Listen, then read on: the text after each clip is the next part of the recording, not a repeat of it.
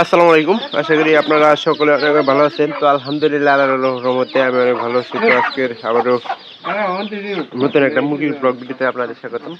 যারা আমার এই চ্যানেলটিকে এখনো সাবস্ক্রাইব করে দেননি, দয়া করে সাবস্ক্রাইব করে দেবেন। পাশে থাকা বেল আইকনটি অন করে দিবেন। পরবর্তীতে আমার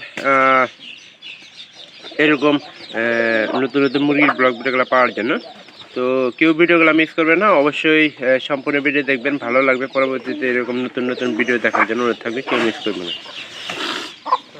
তো আমরা আসলে মনে করেন যে দুইটা মুরগি বাদ করছিলাম বাচ্চা ফোটানোর জন্য। কোনটা কালা নাই আইছে কালি না এই মুরগিটা, দুইটা মুরগির বাচ্চা দিয়ে কিন্তু আমরা এরা রেখে দিয়েছিলাম।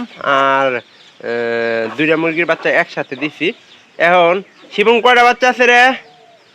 ওই শিবন, শিবন কয়টা বাচ্চা আছে মুরগির? আর ছিল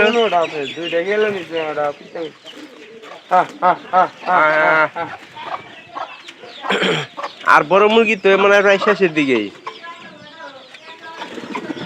কবুতর খাবার দিচ্ছে। আর এটা ধরে রাখ,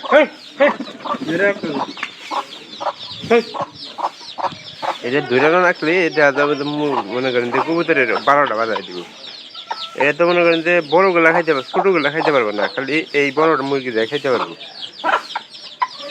আমরা বেশিরভাগ সময় ধরে রাখার চেষ্টা করতেছি।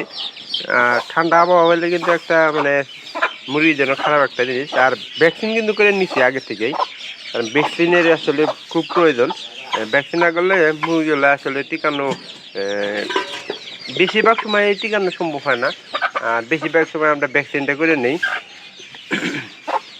আমাদের মুরগিগুলা আসলে বেশিরভাগ সময় কিন্তু চোরেটাই কিন্তু বেশি খাইল।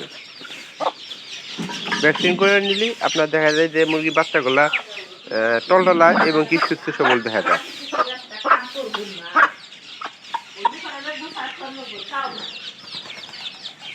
আর মুরগির বাচ্চা দেখতে কিন্তু অনেকটা সুন্দর দেখা যায় আপনারা যারা মুরগি লালন পালন করে।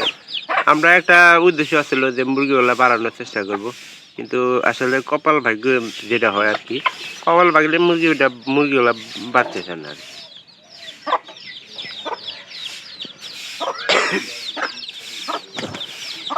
তো ভিডিওটি অবশ্যই ভালো লাগলে চ্যানেলটিকে সাবস্ক্রাইব করে দেবেন, পাশে থাকা বেল আইকনটা অন করে দেবেন, যাতে করে পরবর্তীতে আমি এরকম নতুন নতুন ভিডিওগুলো তৈরি করতে পারি। তো আপনারা কেউ ভিডিওগুলো মিস করবেন না, অবশ্যই সম্পূর্ণ ভিডিও দেখবেন, ভালো লাগবে।